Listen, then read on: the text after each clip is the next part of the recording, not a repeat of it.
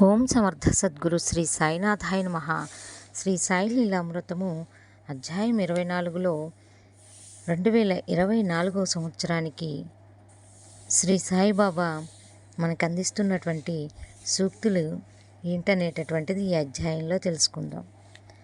ఆత్మనిష్ఠులైన ఋషుల నోటి నుండి వెలువడిన వాక్యాలే వేదాలు, ఉపనిషత్తులు, ధర్మశాస్త్రాలు, పురాణాలు. బ్రహ్మాన్ని తెలుసుకున్నవాడు బ్రహ్మమే అవుతాడని ఇవన్నీ కూడా చెప్పినటువంటివి కనుక అవి భగవంతుని వాక్యాలే. ఏ శాస్త్రంలో ఆరితేరిన వారి నోట ఆ శాస్త్రమే పలుకుతుంది. కారణం అది వారి అనుభవం. వారు ఆ రీతిని సాధన చేసి పూర్ణులయ్యారు కనుక వాటి అర్థాన్ని కూడా మళ్ళీ వారే మనకు చక్కగా వివరించగలరు. రోగికి వైద్య గ్రంథం కంటే ఆరితేరిన వైద్యుడే మేలు చేయగలిగినట్లు శాస్త్రవాక్యం ఆ వాక్యం కంటే మహనీయుల వాక్యమే ఎక్కువ ప్రమాణం. అందుకే వారిని ఆశ్రయించాక సర్వధర్మాన్ పరిత్యజ్య అన్న సూత్రాన్ని పాటించాలి. అందుకే సద్గురువుని ఆశ్రయిస్తే శాస్త్ర షట్కం అక్కర్లేదన్నారు సాయి. అంతేకాదు పరబ్రహ్మస్వరూపులైన మహనీయుల అనుభవం నుండి వెలువడే వాక్యాలు వేదం వలె మంత్రాలు. వాటిని విని మనం శ్రవణం చేసి బాగా ఆలోచించి మననం చేసి జీవించాలి. అదే ఉపనిషత్తులు, భగవద్గీత కూడా చెప్తున్నటువంటిది. అనేక సందర్భాలలో వేరువేరు భక్తులతో శ్రీ సాయి చెప్పిన వాక్యాలు ఒక వరుసలో కూర్చుకొని చదివితే సంపూర్ణమైన ఆధ్యాత్మ బోధక లభిస్తుంది. కనుక వాటిని వేరువేరు సూక్తులుగా కాక వరుసలో కూర్చుకొని చూస్తే కానీ వాటిని సరైన అర్థం బోధపడదు. ఆద్యంతాలు లేని ఈ పాదాలు పరమ పవిత్రమైనవి. నాపై పూర్తి విశ్వాసం ఉంచు, నీ కోరిక నెరవేరుతుంది. నాపై నీ దృష్టి నిలుపు, నేను నీపై నా దృష్టి నిలుపుతాను. నిన్ను చివరికంట గమ్యం చేరుస్తాను. నన్ను నమ్మిన వారినెప్పుడు పతనం కానివ్వను. ఈ సద్బ్రాహ్మణుడు లక్షలాది జనాన్ని శుభ్ర మార్గంలో గమ్యం చేరుస్తాడు. నన్నే ధ్యానించి నా లీలలు గానం చేసేవారు నేనుగా మారిపోతారు. వారి కర్మ నశిస్తుంది. నేనెప్పుడూ వారి చెంతనే ఉంటాను. నా సమాధి నన్ను ఆశ్రయించిన వారితో మాట్లాడుతుంది, వారి వెంటనే తిరుగుతుంది. నా సమాధి నుంచి కూడా నేను నా కర్తవ్యం నిర్వహిస్తాను. నా నామం పలుకుతుంది, నా మట్టి సమాధానం చెబుతుంది. అలా చేస్తే నీవు వేల మైళ్ళ దూరాన ఉన్న చివరి క్షణంలో నా చెంత చేర్చుకుంటాను. నేను ఎందరినో కాపాడడానికి వేల క్రోసులు వెళ్ళాలి. ఈ నా దేహం ఎవరి సేవకుడు కాదు, అది అల్లాకు మాత్రమే బానిస అని బాబా ఈ విధంగా మాట్లాడారు. అసలు మనం బాబాని ఎలా ధ్యానించాలి అంటే, నేను భగవంతుని బానిసను, భగవంతుడే యజమాని, బ్రహ్మ నా తండ్రి, మాయ నా తల్లి. వారి ఐక్యం వల్లనే నాకు ఈ దేహం వచ్చింది. నేనే దైవం, నేనే షిరిడీలోనూ ఎల్లడెలా ఉన్నాను. సర్వ జగత్తు నాలోనే ఉన్నది. నీవు చూసేదంతా కలిసి నేను. సాయి షిరిడీలోనే ఉన్నారు అనుకునేవారు నన్నసలు చూడనట్లే. అన్నీ నావే, నేనే అన్నీ అందరికీ ఇచ్చేది. నా ఆజ్ఞ లేక ఆకైనా కదలదు. నేను అందరినీ సమానంగానే చూస్తాను. నాకెవ్వరి మీద కోపం రాదు.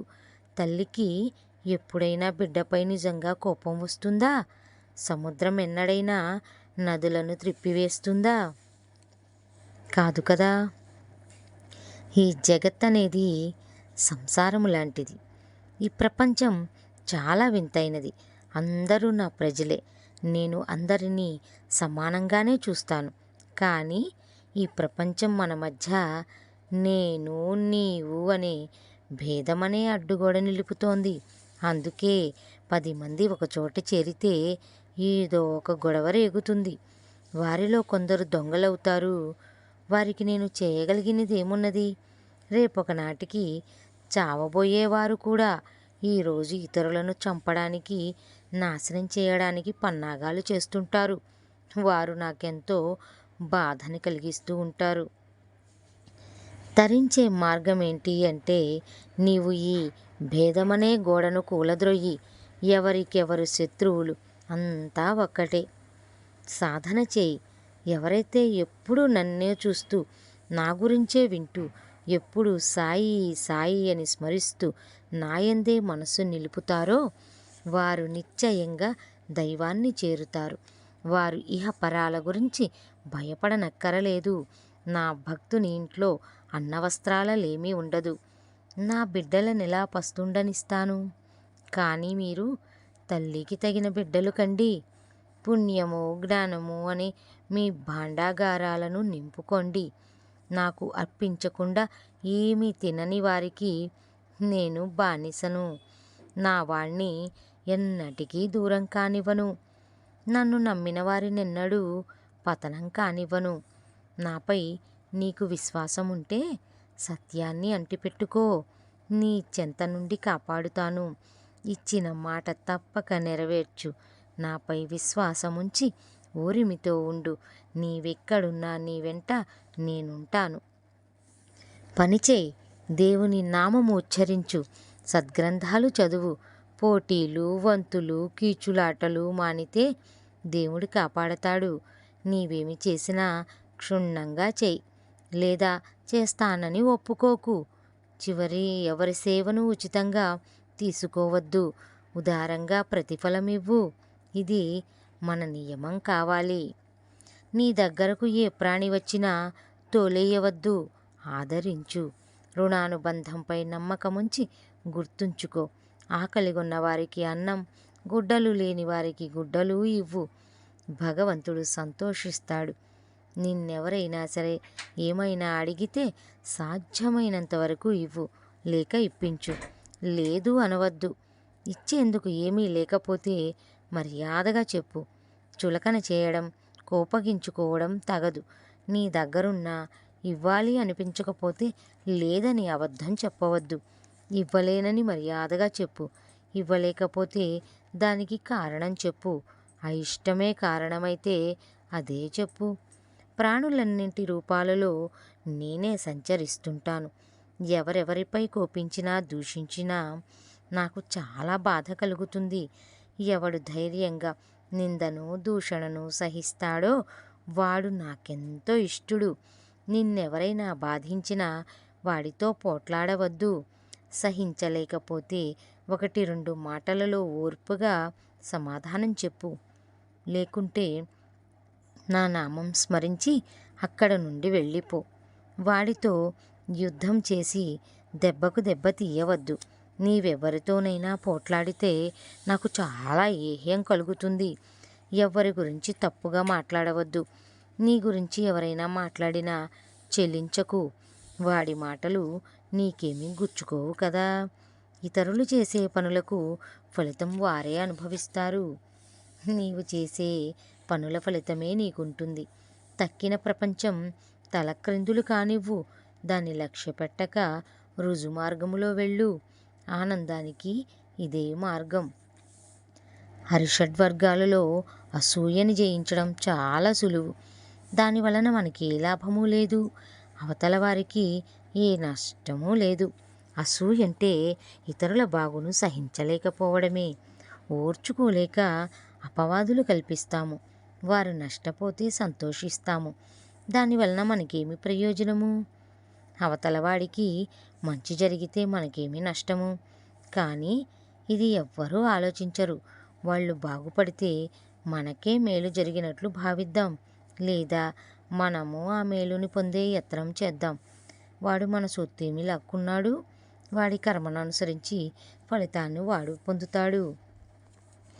భగవంతుడికి చెడంటేను, చెడుకు భగవంతుడంటేను భయం. మంచి యొక్క ఫలితం చాలా గొప్పది. చెడుకు ఫలితం స్వల్పం. మన శరీరంలో ఒక హీనజాతి వాడున్నాడు. వాడిని వెళ్ళగొట్టాలి. అందుకోసం మన వాడాలోని వారందరినీ తెలుసుకోవాలి. ఎవ్వరితోనూ వాదించవద్దు. 10 మాటలకు 1 మాటతో సమాధానం ఇవ్వండి. మనుష్యులు వారంతా ఒకరి నుంచి ఇంకొకరు వేరనుకుంటారు. కానీ అదే పొరపాటు. నేను నీలో ఉన్నాను, నీవు నాలో ఉన్నావు. ఇలా భావన చేస్తుండు. అదే అనుభవమవుతుంది. అల్లాహ్ కానిదేదీ లేదు. ఆయన పేదల పాలిటి పెన్నిధి. దైవమిచ్చింది పోదు, మానవుడిచ్చింది నిలవదు.